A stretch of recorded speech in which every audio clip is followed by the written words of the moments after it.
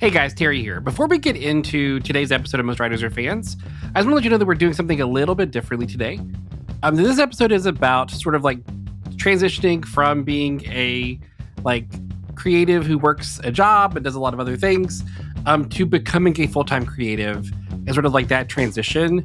And I realized pretty quickly that I needed more than one perspective because it's just a really complicated issue with a lot of different moving parts. So that's what's going on. As this first interview, we're going to be talking to Angeline Constantinou. She is a women's empowerment expert who talks about sort of like how she made that jump and recently, like she transitioned maybe a couple years ago into being a full-time creative. All right, so here's that conversation.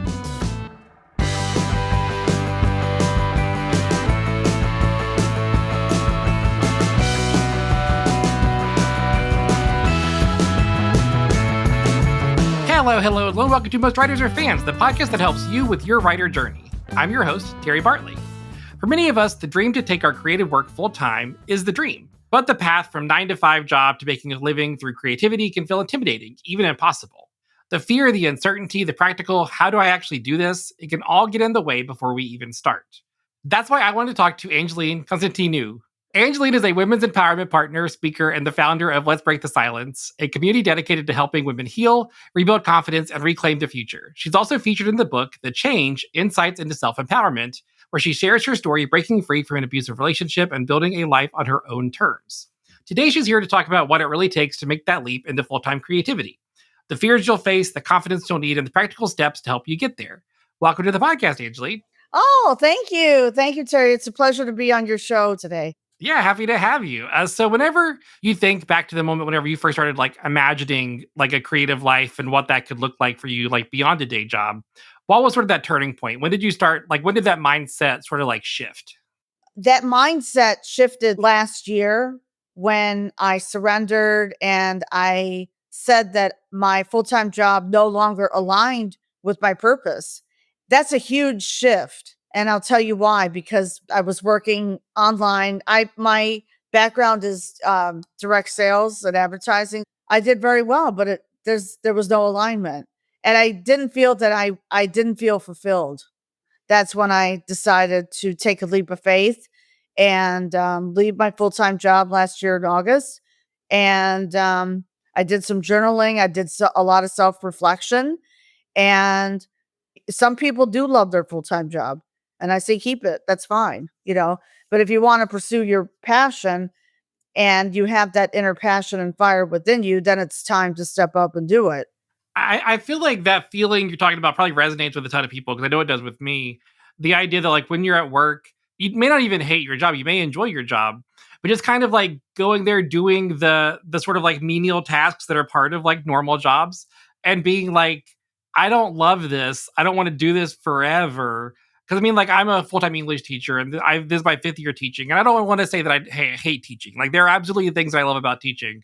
But, whenever I work on this podcast, because like this podcast is basically a job, like doing interviews and editing and all those things, the promotion, that I'm also like an author and like running a publishing company. Like at a certain point, it's like there's so many things that I'm doing and it feels like my full-time job is pulling from the things I want to really do and like holding me back from those things, So I feel like it probably resonates with a ton of people because I think that it's like, I think that leap is so scary, right? Because it's like, I have income now because like I have some stability. Do I want to throw that away? And I think that that's the real question. Like, how do you sort of like know when it's time, Right. I know that there are a lot of people out there who are struggling, to make ends meet. Maybe they probably do work a full-time job that they don't like, but they feel that they have to because it brings in food. It's money and food. It pays the mortgage. It pays the rent, but still they're not fulfilled. They're not fulfilled. And that's what happened to me. And I was able to break through that resistance because if you have to meet it, like if you don't break through that resistance, it's going to pull you down. Your full-time job will continue to pull you down. Oh my God, it's preventing me from writing a book. It's preventing me from scaling my business. It's preventing me from this. Yeah. And it's a thing that's so hard, I think, to understand until you do it. And I'm saying this from a place of somebody who hasn't done it, right? But like, because I feel like now I often feel like my podcast or my writing or whatever isn't profitable enough to sustain me. But then whenever I meet people who have gone full time, But whenever it becomes a full-time job, whenever you can actually dedicate the time and to like do the right promotion and like make your product better, then you do tend to find a living doing, like they tend to find that income because they're pushed to. Because like unless you happen to be like one of the like super lucky ones who like go super viral on TikTok and then get a huge following, and then like you can kind of like pivot to whatever you want after that. Like it's so like most of us don't have that, right? Most of us don't have that, like, well, obviously this is the thing that I'm going to be doing because there's enough of support here for me. Like most of us sort of just have to understand that the thing that we want to do, we're good at, and that we can be profitable doing it if we actually take the leap, you know? Right, exactly. It's a leap of faith and pivoting. Pivoting is a skill set. Pivoting means, like you're moving into something else, but it requires a skill set and the mindset to do it. You have to have a positive mindset. You have to be willing to go through some bumps in the road, but it's your own business. I always say that this is your own business. This is your baby. So why not make some money? Not only that, but make an impact, create impact depending on what you want to do, depending on what your passion is. Like for me, it's empowering women to break their silence and to help them reclaim their confidence. It's an awakening. So like for me, this year has been a year of awakening.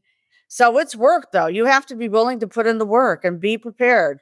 Just be prepared. So I'm curious if you sort of like have put together kind of like a checklist or something that people have to like keep in mind. Like here are the things you need to make this mindset happen. Like, do you kind of have like I some do. tips I have a self of like things to look out for? I do that. Yeah, I have an interactive journal prompt. It's a roadmap. I will help you build that roadmap and that checklist for you. So that's a good question. So I do have interactive journal prompts. It's great. It helps you rediscover who you truly are. So I think what I'm curious about though is like if there's somebody listening to this who like they're unsure, they think maybe this is a thing I should think about.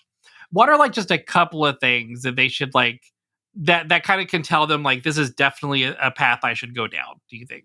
Write it down. Like writing for me is huge because I write everything down. What I recommend is put some music on and journal. Figure out exactly what you want to do. I mean, like, what lights you up? I always ask women that, what lights you up? And some of them say poetry, because you can channel that into something greater, meaning, even writing poetry, writing a book, maybe, starting your own pottery business. I don't know. That's why I have the interactive journal prompts, because it lights your brain up. It'll help you be more creative in that sense. And then you'll rediscover what you really want.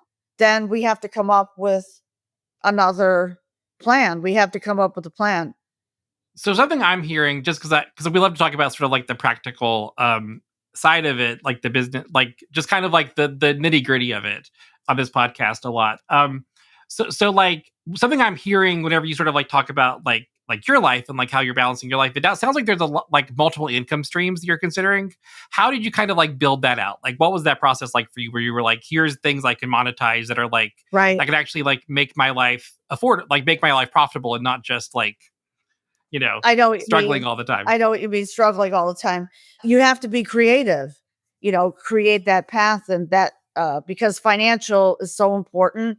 There are many people who will say someday, but someday never happens. So you have to set goals for yourself. So Yeah. So I think what I'm sort of asking about is like, like you write, but you speak, and you do like a number of and you have a podcast.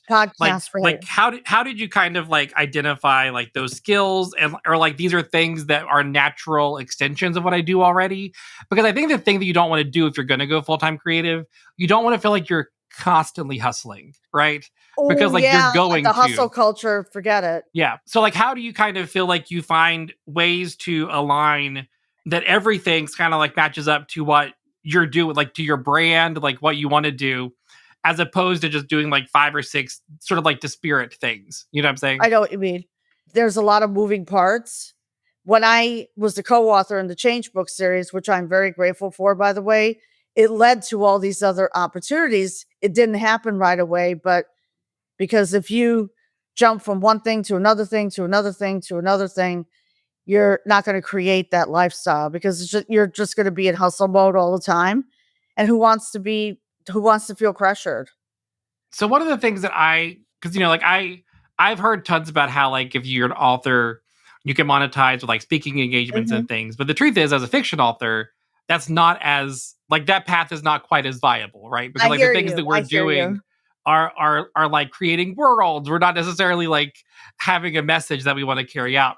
Do you think that it makes sense as a fictional author, like if you're in this realm, Mm. to think about what you could write a nonfiction about so that you have access to these like revenues, or do you feel like that's maybe like unnecessary because it's an alternate path, or like what do you think? I feel that that could be an alternate path besides writing fiction to write a true story because your story has power and eventually it will lead to someone hiring you as a coach, a mentor. So I feel that it could eventually lead to something. Because I think it's important to stretch yourself because that's where the abundance starts to overflow. It starts to happen. Yeah, I think what I'm asking is like towards the beginning, you talked about like women who love to write poetry or women who love to like write fiction or whatever. And like as a fiction author, like I understand that like this is not an easy path, right? Like most people don't, there's a reason why most people don't do this because like it is much harder than working a 9 to 5. Like it just is. Like Oh, it there's is. It sure like is. and you know like truly in this day and age like making a living doing poetry is like I couldn't like that's got to be so difficult. Like I can't imagine how you find that path. So like what do you tell like those women who like are inspired to write poetry, like how do they kind of like build a path where that's a thing that they can do full time in a world where it's very hard to monetize that kind of thing? Actually, that's a good question. I interviewed a woman who she channeled her energy to poetry. And now she is studying for her master's in psychology. Yeah, so just to sort of be explicit about what you're saying, like it kind of sounds like to me what you're saying is like if you have a passion for something creative, you should lean into it because it will help unlock other parts of yourself that will maybe find a path that is sustainable that maybe you hadn't considered. Not necessarily you will be doing that thing professionally. Does Exactly. that sound? Does Sounds that sound exactly like what you're correct. saying? Yes. Okay. Okay. I just wanted to make sure because I felt like we were talking around like two separate issues because you know, like I tend to talk to other like the point of this podcast is to talk to other people who are doing what I'm doing, which is like trying to make a living doing the thing that you love. But like it is very hard because of all the things that this world has in it. And like you have a full time job and it's hard to find time and there's always family responsibilities. So, like, what I'm trying to do is like find a way to make my writing, my publishing company, my podcast, like my living. And that's like an uphill battle. Right. And to say that I should lead into it is like, I've been leaning into it my whole life. You know what I mean? Like it's one of those things. It's like I get what you're saying. Like I get why for somebody who's been holding yourself back, expressing yourself is something that can really help you understand yourself better in such a way that you can find what path makes sense for you. Like that I get. But like if you're because like to tell somebody like me, like make sure that like tell your story, put yourself out there, it's like, good God, like I can't put myself out there any more than I already am. No, Like I'm I know so what you mean. vulnerable every I know what you day. mean. So, And so I do like, too. I still put myself out there every yeah. single day. But I feel like the more I do it, it has a ripple effect. Lean into it. Don't resist it. Just keep leaning in. Value your time. Be more intentional with your time. That's something that I've learned too. I think that this is useful because if anybody is in that place where they're like, how do you recognize Mm. whenever like that is it's time to make that transition? Let's just use me as an example because like let's say as me as a full-time teacher that also does a podcast that comes out every week and also writes a probably like a book a year, give or take. When would I feel like it's comfortable enough to start even like pondering the idea of not being a full-time teacher anymore? Like, what do you think? Like, what does that look like? Like, based on your experience and your experience as somebody who has made that jump, like, what does that look like? Okay. So for someone to make that jump, you would have to be making 3 times what you're earning now as a teacher. And if you have enough money set aside for 6 months to a year, then I would make that leap of faith. I've seen teachers do it. So I think for you, let's say you want to step out of teaching because you're feeling the calling, look at your finances, see, okay, So like start saving money, start saving money, finding... put away 6 months of savings, at least 6 months to a year of savings. Lean into that, just make sure that you have enough money. I know, you have to think about the risk versus rewards. Yeah, and to like, and I'll just say this as somebody who has done this, I think it is worth understanding that just because something costs money that may not be getting produced in your art yet, that doesn't mean it's not worth investing in. Like for this podcast, for example, I pay editors to edit this, not because I can't edit, but because like it's time I don't want to spend doing it. Delegating is very important when you're running a business, by the way. Make sure you have, like I said, the money set aside, and if you can do it, do it. And I have to be focused on the big things. Yeah, I remember I worked for a nonprofit that did a lot of work with like business coaching and things like small business. And a thing that we said that really stuck with me was like a lot of small business owners get stuck working in the business versus working on the business. And I try to think of that a lot whenever I think about like what I'm doing.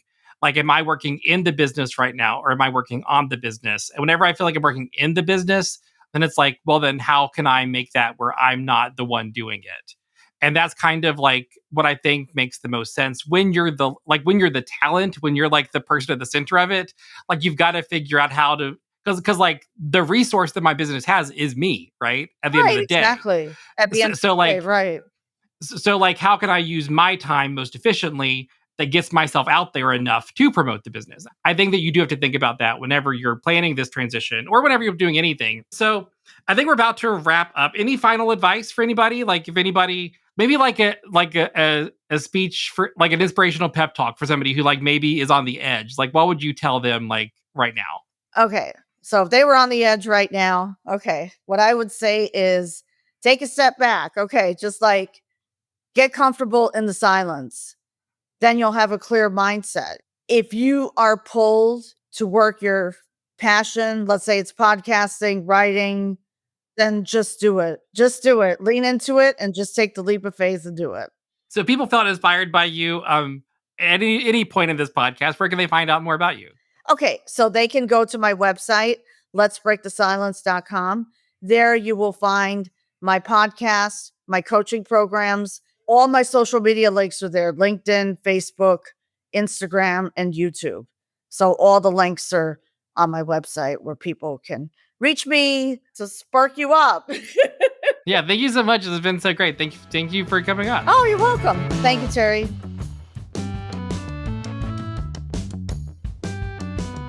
Okay, so whenever I interviewed Angeline, I sort of realized that her advice was really for people who have a lot more financial independence than a lot of us who are indie creatives do. I definitely felt like there wasn't a lot of advice that I found actionable that I could actually use to make myself identify what it would take to become a full-time creative. So I racked my brain and I realized I needed to give you guys a bit more information to make this a useful episode for you. So I called up my good friend, Lou Wilham, who is a full-time creative. She's an author. I've met her at a couple of festivals. She's great. She's really incredible. I thought she might have some insights on this that were maybe a little more practical that people like me, and probably people like a lot of you, could use whenever you transitioned or even like considering transitioning. Like I said, Lou's great. She's a fantasy author with an insane amount of output. And we're going to sort of like dig into how she made that transfer possible for her. Stay tuned for part 2.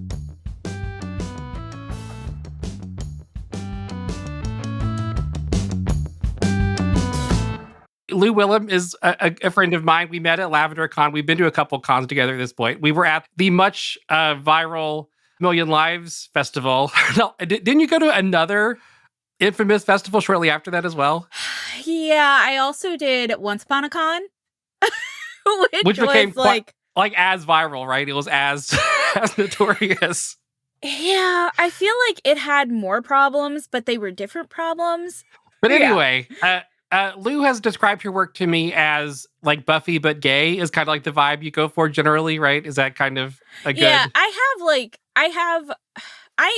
I know you see my catalog. My catalog is I have a lot of books. Yeah. So I kind of run the gamut, but my biggest series is the Bay of the Dead verse. And that has, right now, it has a cozy Sapphic Witch book series and a cozy Vampire Hunter series and then a cozy Fae Mafia series. So the cozy Sapphic is like practical magic, but lesbians.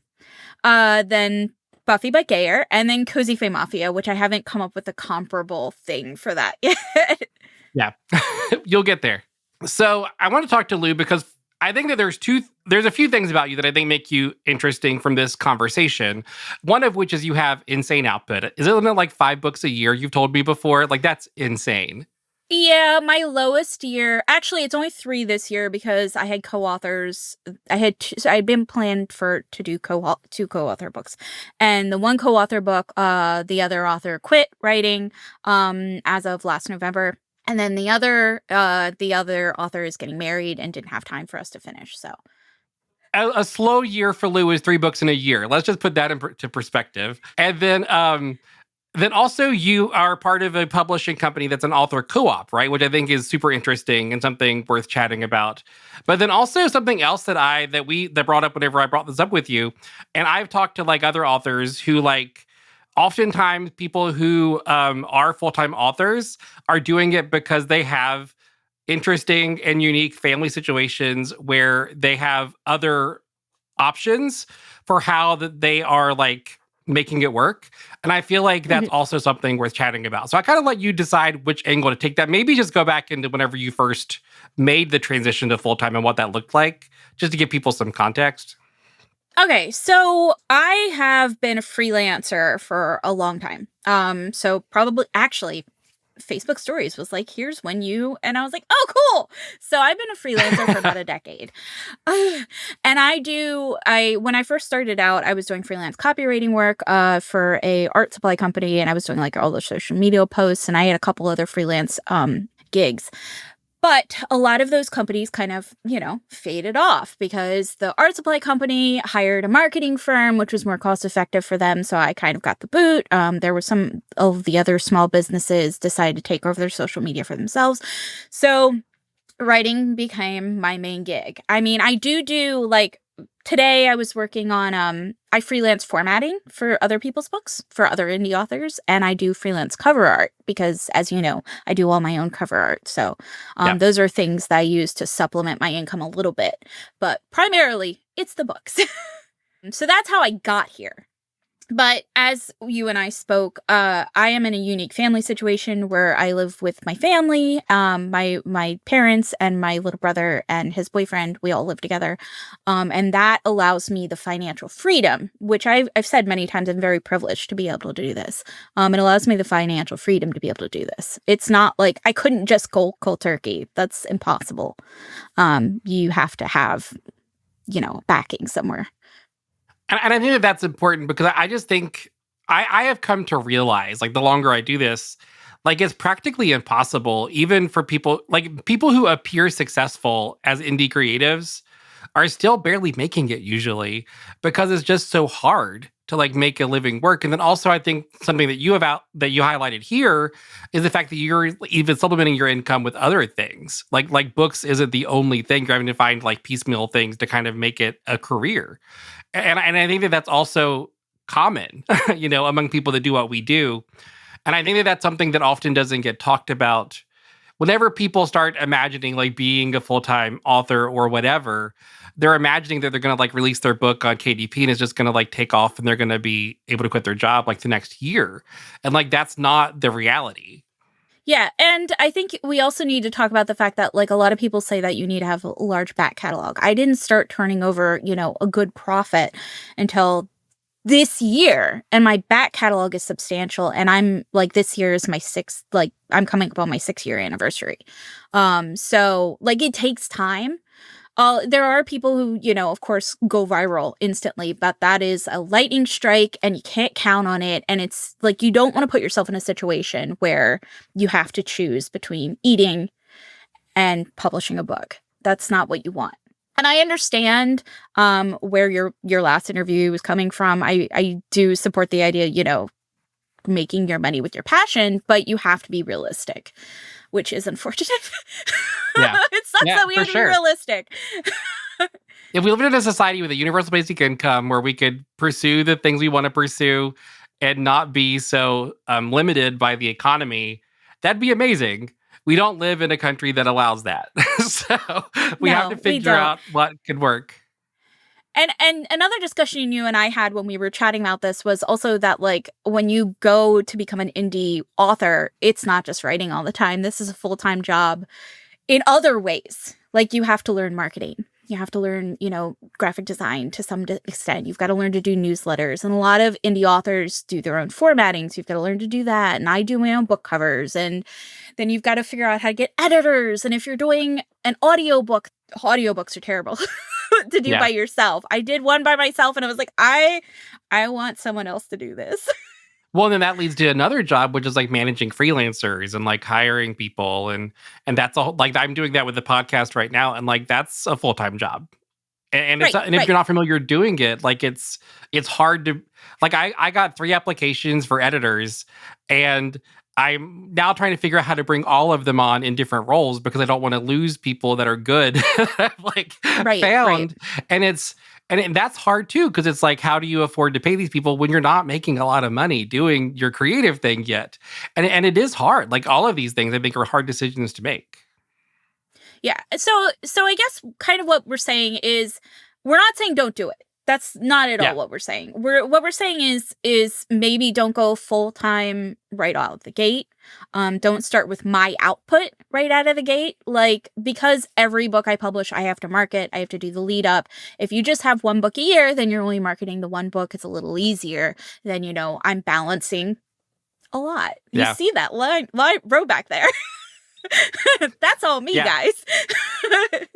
And I think we're really saying 2 things. I think the first thing we're saying is, like, this lifestyle that both of us have chosen is not for the faint of heart. Like, this is like a commitment, and is a commitment for a long time if you're going to follow it through. Like, if you want to do this, like, it's going to be a stretch, because, like, I don't envision a life where I'm not working a full-time job in addition to doing this for, I don't know, 3-5 years, probably, at least, if more, not more. And that's a lot. Like, I wake up often and I'm like, I can't believe I'm going to work and also going to be planning out a book series and promoting this and doing interviews for a podcast. And that is just my life, for the next several years. And so like, it's a commitment, and it's like, and it is hard. So like, just accept that if you're going to pursue this. Then I think the other thing is, like, it's also worth it though, right?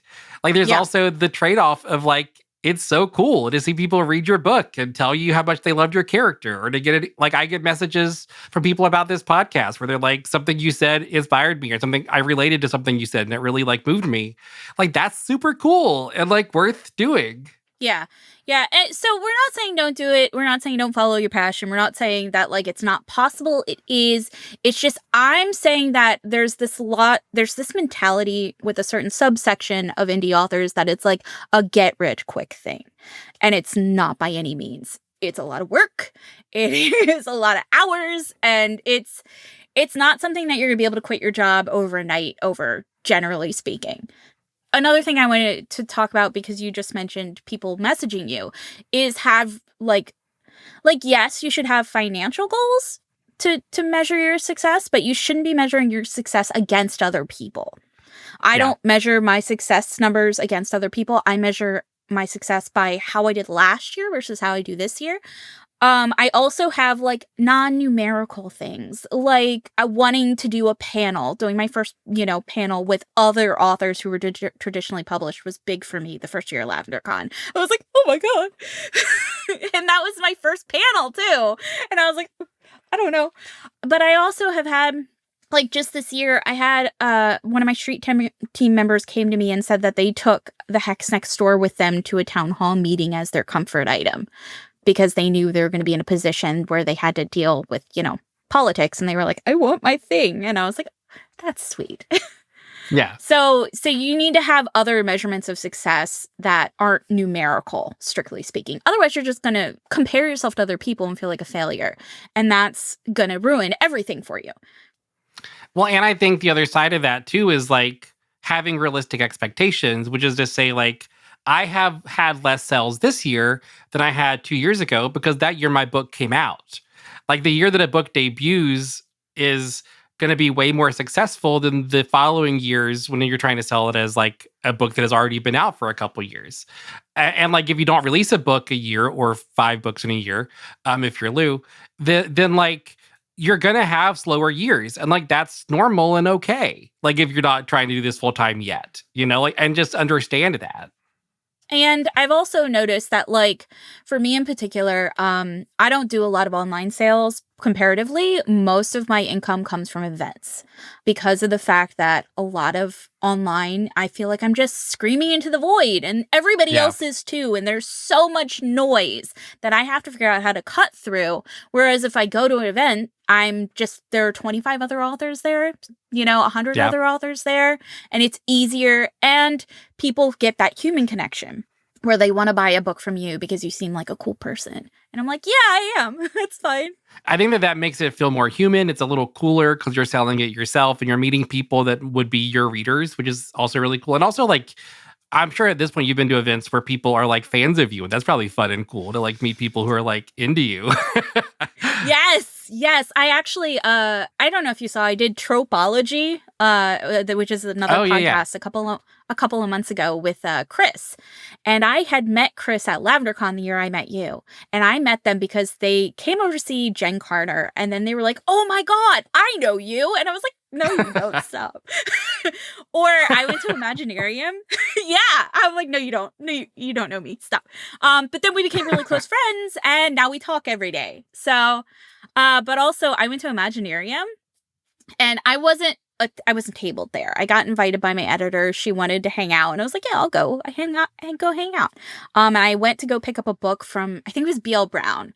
And I was like, yeah, it's to Lou, L.O. And she goes, oh, I know you. And I was like, no, stop. People don't know me. I'm nobody. Shh. So like events are cooler, I think. And like I've heard authors say they had success selling on TikTok. People have said that before. I don't know that yet. I have yet to get my business license from the IRS that I have to prove that I'm a real business because the IRS is slow. And I mean, now there's a shutdown. So who knows when it's ever going to happen. But I don't personally do TikTok because I find it very time consuming and I don't have time for that. That's just how I feel about it. And I also feel like TikTok, you one wrong move and you slip into the toxicity in TikTok and that's not where I want to be. So I just avoid it. I'm like, no. And I think that could actually circle back to another point you made earlier where you were talking about she said to be very vulnerable with your social media. And you and I have talked about this before about learning where to draw the line. Because essentially when you do this, you become a public figure to some degree. And you have to learn that, I mean, I don't post pictures of my family. I don't, if I go on vacation and I'm posting pictures from my vacation, it's usually after I've come home from my vacation because I don't want people to know where I'm at all the time like that. Yeah. So it becomes a safety concern. And also the vulnerability thing, you're already vulnerable putting your book out there, which is a piece of yourself because the internet can be a very mean place. And it's not something that a lot of people can handle. I think you got to figure out how much of yourself is like related to your work. Because I feel like that's often what I try to do is like, I write a lot of queer love stories. I'm open about being queer, right? So that makes sense to be open about because that's something that is part of my story. I've been lately doing this thing on TikTok where I talk about a Falling for Straight Guys survival guide series where I like talk about when I followed for straight guys and like how it has not worked out because it doesn't. Obviously, it never happens where it works out. But I have a vast experience with it, and also like I plan on writing a book series down the road, and so like that fits the work that I'm doing, or at least work that I plan to do down the road. So like that kind of stuff I talk about because I think that it fits my brand. Because again, I think when you define your brand like that is part of what helps you figure out what part of yourself to be vulnerable about.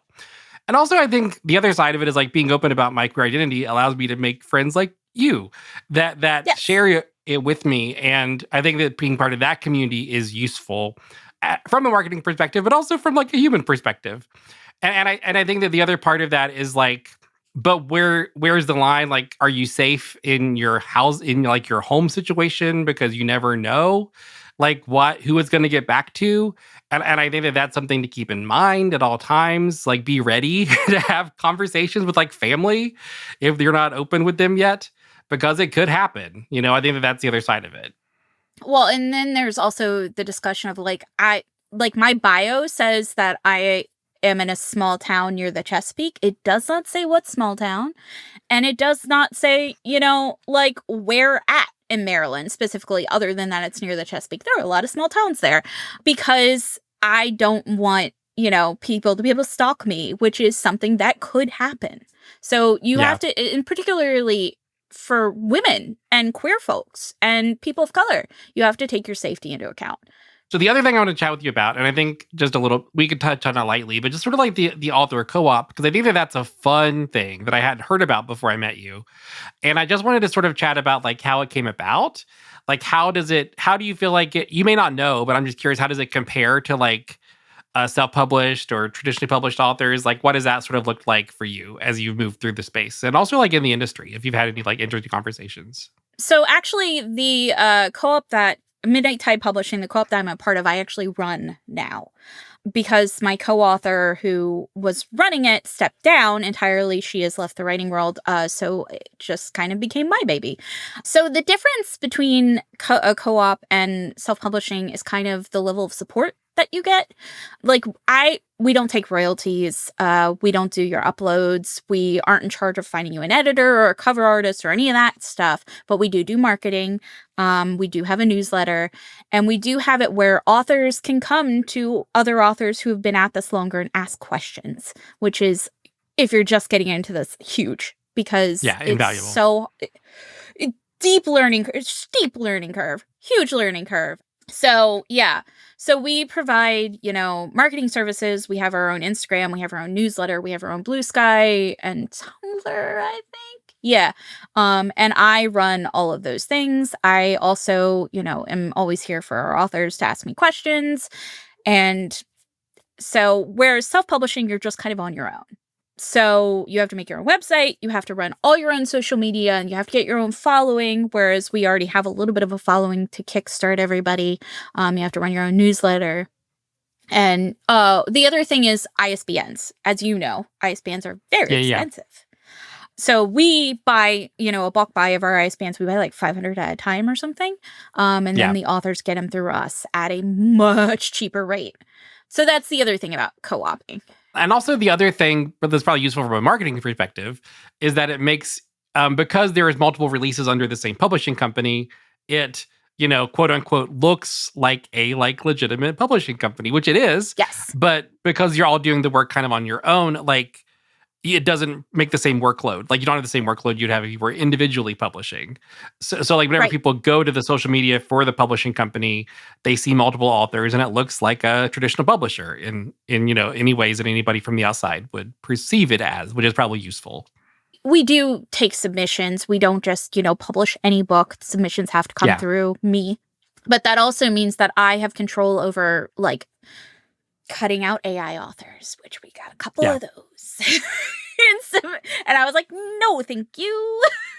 I get the instinct, right? Like, if you're not, especially if you're like a younger author that has grown up with AI in your schoolwork and stuff, I understand why it may seem like a smart instinct to use AI art as like character art or whatever for promotional purposes. But like, it's not that expensive to hire an artist. Like, there's so many artists out there that would love the work, that are great. So like, just find somebody to do it. Like, it's not worth the hit to your reputation. Yeah, like the artist I work with, Des, who does all my character art, like, she's amazing. She reads my books before she does the art, and sometimes she'll incorporate things that I hadn't thought of. And I'm like, this is great. And she's not overly expensive. I don't remember what I pay for her, but it's under $500 for 3 characters, a background, and I get the licensing to be able to put it on merch if I want to. Yeah, so I guess that's across the board, right? Like, I don't think there's anything wrong with using AI to kind of like organize your thoughts. As an ADHD person, like I use it for scheduling and things, and it's been useful for that. But like, don't use it to write for you. Like, it's just silly to use it to write for you. That's half the fun for me. Like, everybody's always like, your output is huge. And I'm like, yeah, that's because I like drafting. Drafting is fun. Yeah. It's all the other stuff I don't like doing. Well, yeah. And like, the truth is, like, if you feel like you have to lean on AI to write, then you're probably not somebody that likes writing. And that's okay. Right. Like, just find out what you do like. Right. But again, I think it circles back to the whole get rich quick thing, where they think that if I put out enough books, I'm going to make all the money. And it's, buddy, no, none of us are making all the money. We're all poor.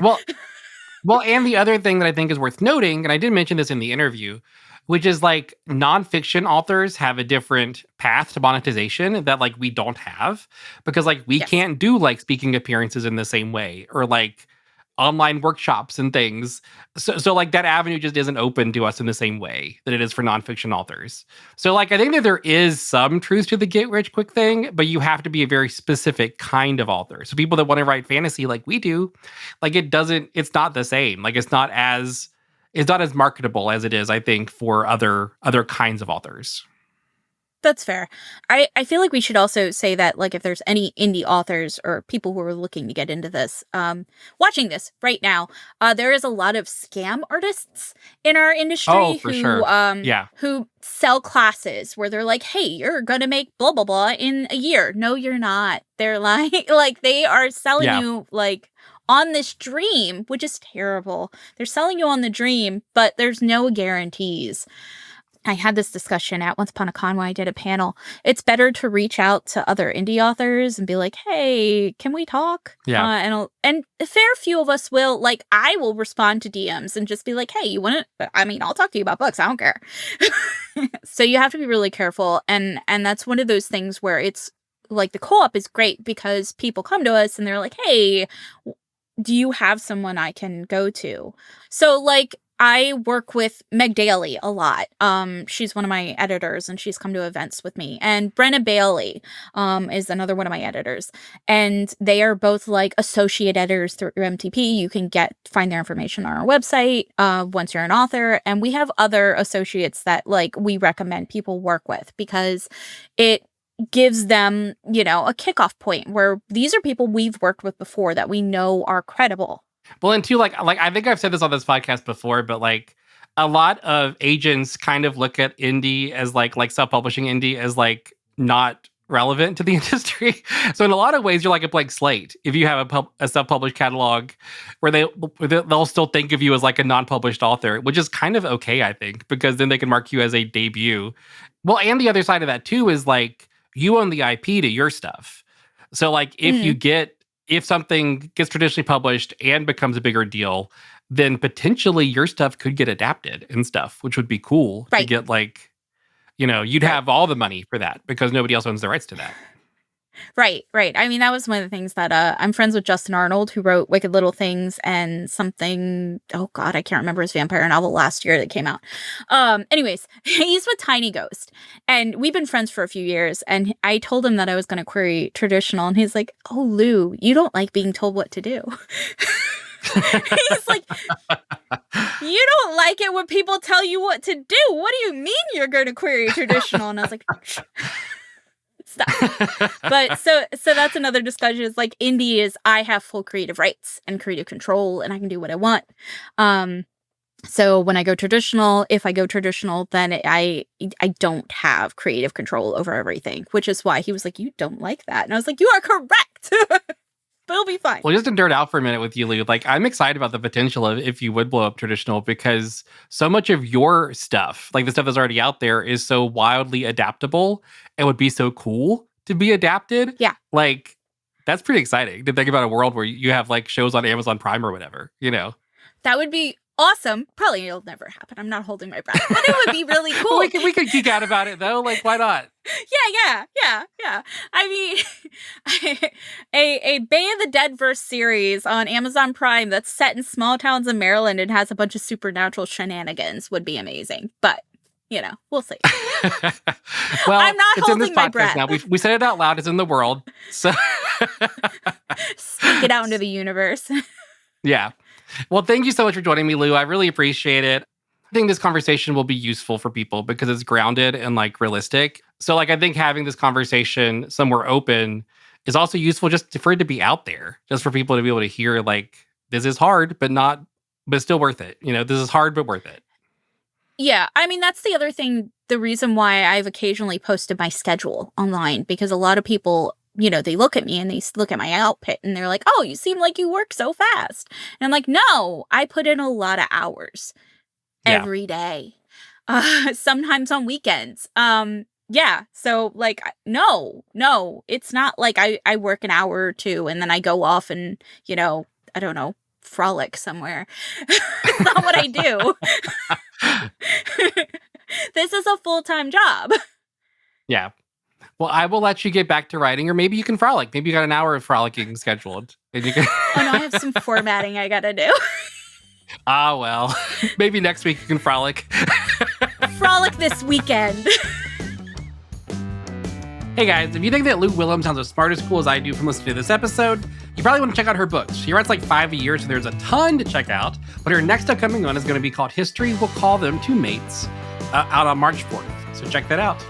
If you're enjoying Most Writers Are Fans, please like, subscribe, follow on all the different things. Spotify, iTunes, YouTube, all those places is the best way to spread our show. Talk to you soon. Most Writers Are Fans is a Starlight King production. This episode was edited by Gabriel Gould. You can watch video episodes on YouTube and Spotify, and subscribe on your favorite podcast app so you never miss a new conversation about the craft of storytelling. If you enjoyed this episode, please rate and review the show. It really helps us reach more writers and readers like you. To leave a comment, send a message, or even record a voice message, visit mostwritersarefans.com or email us anytime at press@starlightkingpress.com. Thanks again for listening, and until next time, don't be afraid to tell your story.